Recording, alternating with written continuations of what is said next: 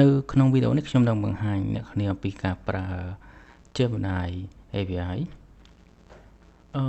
មុនដំបូងគឺយើងត្រូវចូលមកក្នុង Gemini Developer API នេះនៅក្នុងនោះគេបង្ហាញយើងអំពីការប្រើប្រាស់ Developer API ដែលជាមួយនឹង Python JavaScript Go Java REST ជាដើមហើយថ្ងៃនេះខ្ញុំនឹងបង្ហាញជាមួយនឹង Python អញ្ចឹងក្នុងនេះយើងត្រូវមាន package មួយឈ្មោះថា Google ដើម្បីយើងធ្វើការបង្កើត client ដើម្បីយើងធ្វើការ request content ឬក៏ prompt content ដែលយើងចង់បានអញ្ចឹងយើងត្រូវចូល Kickstart នេះគេនឹងប្រាប់យើងអំពីការប្រើប្រាស់ឬក៏ install ជាមួយនឹង package Google Gemini AI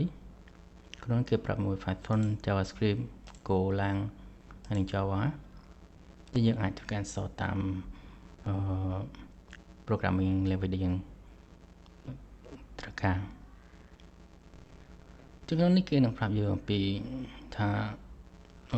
Gemini AI ហ្នឹង client ហ្នឹងវាត្រូវការ API key ដោយ API key នេះយើងអាច set ចូលក្នុង environment variable បានដោយ set ឈ្មោះវាជា Gemini API key អញ្ចឹង client Gemini client នឹងអាចស្វែងរកបាន key នឹងបាននេះវាប្រាប់យើងអំពីការរបៀប generate content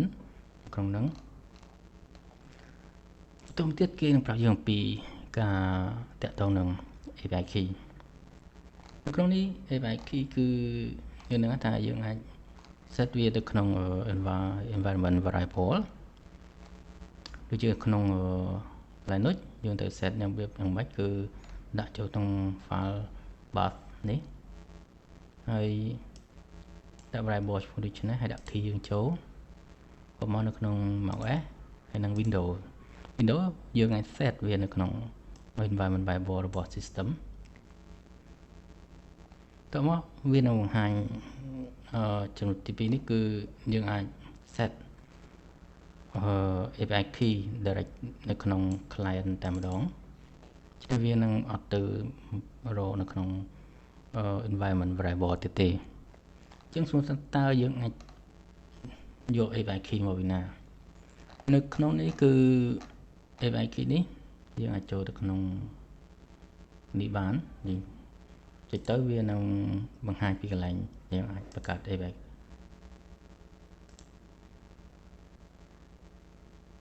ក្នុងយើងអាចចុចមកក្នុង overview តើមកយើងចូលទៅ get Gemini API key ចឹងនៅក្នុងនោះគឺក្នុងរបស់ខ្ញុំនេះវាអត់មានទេចឹងយើងម្ដងឡើយនេះយើងធ្វើការ create API key មួយយើងដាក់ឈ្មោះថា test key ចឹងវាមិនត្រូវការយើងមាន project មួយសម្រាប់API key ហ្នឹងចឹងយើងអាចបង្កើត project ក៏បានឬក៏យើងមាន project ស្រាប់ចូលលើខ្ញុំបង្កើត project តែម្ដងទៅ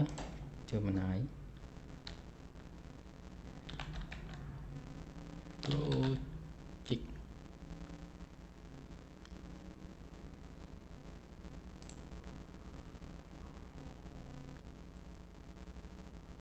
ពេលនេះយើងបាន project ដែលមាន key នៅក្នុងហ្នឹង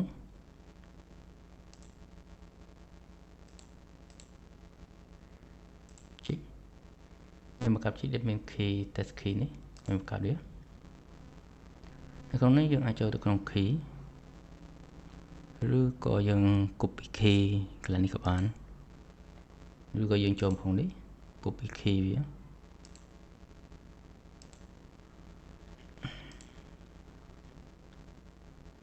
តើមកយើងអាចសាកល្បងប្រើប្រាស់ដូចជានៅក្នុងនេះPython នេះគឺយើងអាច copy code នេះមកប្រើ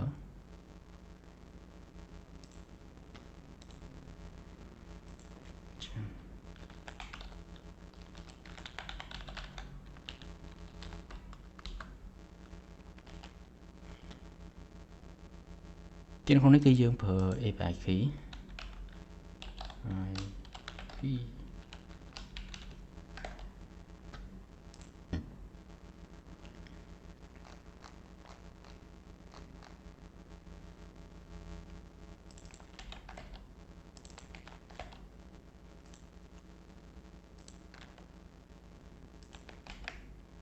ឡូវព្យារបស់យើងគឺបានហើយគឺចំណែក client មាន API key ហើយឥឡូវនេះគឺវាក្នុងនេះគឺមានឧទាហរណ៍ឲ្យយើងហើយគឺ example content shape ហើយវាប្រើ model មួយឈ្មោះថា Gemini 2.5 Flash ចឹងវានឹង print response តិចមកចឹងគឺការ run វាថាវា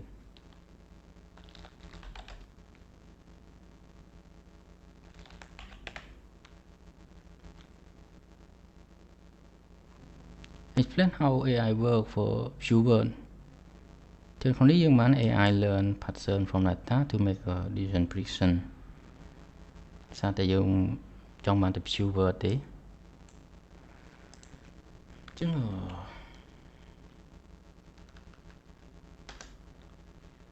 ឧទាហរណ៍យើងគេយើងឲ្យវា explain អ្វីមួយនៅក្នុងហ្នឹង then how solar system work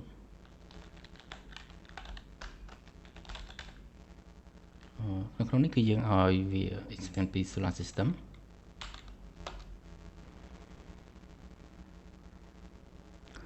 ចឹងវាបាន generate ចេញជាតិចច្រើនដែលបញ្យល់យើងអំពី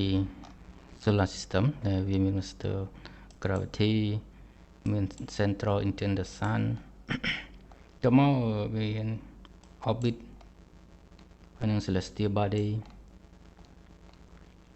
movement with a system ចឹងវានឹងបញ្យល់យើងដូចដែល Gemini បញ្យល់យើងគ្នាចឹងយើងអាចសាកចូលទៅក្នុង Gemini ឲ្យវាបញ្យល់យើង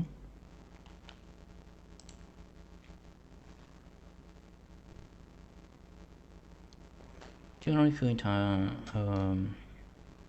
it work by gravity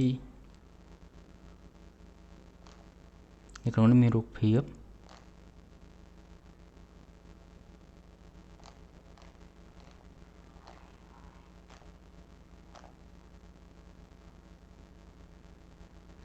ក្នុងនេះគឺគេយករូបភាពហើយនឹង YouTube មកឲ្យពន្យល់យើងតែម្ដងចឹងនៅក្នុងនេះគឺយើងមាន API ច្រើនដែលអាចប្រើបានជា Gemini យើងអាចមានការ image generation យើងអាចបង្កើត image បានដល់គោលដែលយើងនឹងប្រកបដែលយើងពីរបៀបបង្កើត image តើមកមានការបង្កើតវីដេអូដែលប្រើជាមួយ VO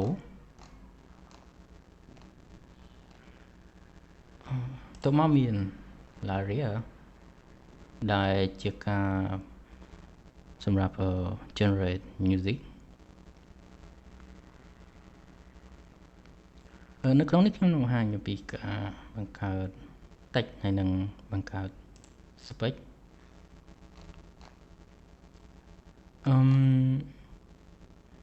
ហេតុអីខ្ញុំប្រើបង្កើតពីនឹងពីព្រោះនៅក្នុង Image ដើម្បីចេញបានវាត្រូវការកាត់លុយពី account របស់ខ្ញុំ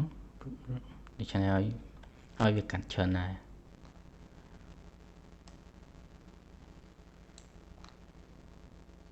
ចឹងយើងអាចធ្វើការ generate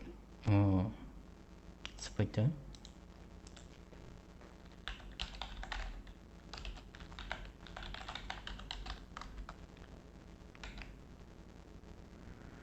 នៅក្នុងនេះវានឹងប្រើ Wi-Fi ធម្មតាដើម្បីតែដូរគឺត្រូវថែមគឺ API key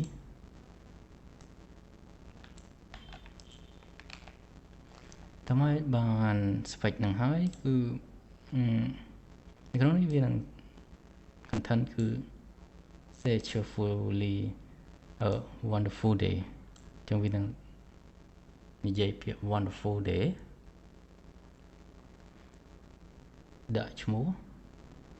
ហើយយើង save file ហ្នឹង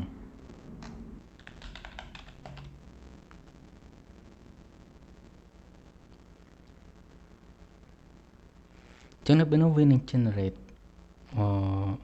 file ហ្នឹងមកវាអាចចុចស្ដាប់បាន Have a wonderful day. ហើយបើសិនជាអ្នកនរចង់ generate image បានដែរប៉ុន្តែត្រូវតែបដូរ account ទៅជា paid account ចឹងដើម្បីធ្វើបាននេះអាចចូលមើលក្នុងនេះគឺដូចជា free tier នេះគឺមិនអាច generate image បានទេចឹង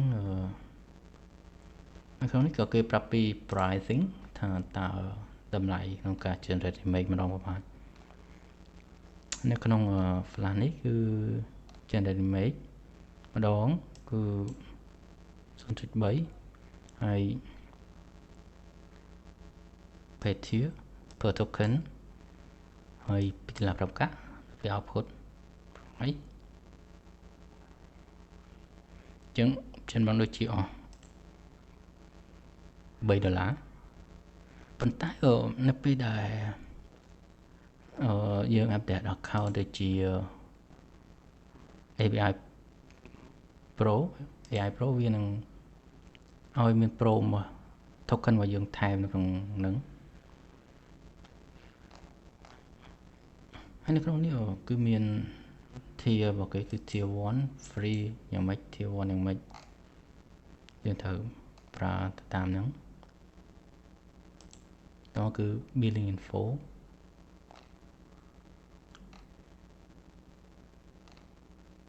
ក្នុងនេះបើសិនជាយើងចង់ add billing info ទៅក្នុង key របស់យើងគឺបានដោយយើងមកក្នុងនេះគឺ set up billing តើមកយើង link account link ជាមួយនឹង billing account របស់យើងដែលយើងមានជាបង្កើតហើយនេះខ្ញុំអត់ទាន់មានទេអញ្ចឹងយើងត្រូវបង្កើត account billing account យើងបង្កើត billing account ដាក់ឈ្មោះអីយ៉ាងទៅមកដល់ហើយនេះគេនឹងឲ្យយើងដាក់ visa ដាក់ចូលក្នុងហ្នឹងហើយតើមក access ទៅយើងបង្កើត billing account ទៅយកមកយើង link ចូលទៅយើងអាចធ្វើការប្រើបានតើមកយើងនឹងប្រើ API សម្រាប់ generate image យ៉ាងវីដេអូបានតែតម្លៃវាក៏តាមហ្នឹងដែរក្នុងនេះវាមានAPI ដែលមាន function ទៅតាមនឹងដូចជា document understanding និងការ scan document content path doc data ហើយនេះគួរតែជាកា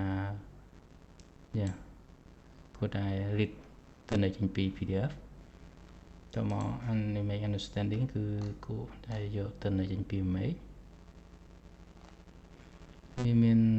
API ច្រើនទៀតតែយើងអ្នកគ្នាអាចស្វែងយល់បន្ថែមបានដូច្នេះបើសិនជាអ្នកគ្នាចុចចុច like និង share ផងព្រោះខ្ញុំនឹងព្យាយាមរកអ្វីដែលតើតើជាមួយនឹង AI អ្វីចែកម្លែកបន្តទៀតហើយបើសិនជាអ្នកគ្នាមានសំណួរអីតើតើនឹង Gemini Developer AI ខ្ញុំអាចព្យាយាមរកចម្លើយបានដោយអ្នក comment នៅក្នុងវីដេអូនេះទៅបាទអរគុណ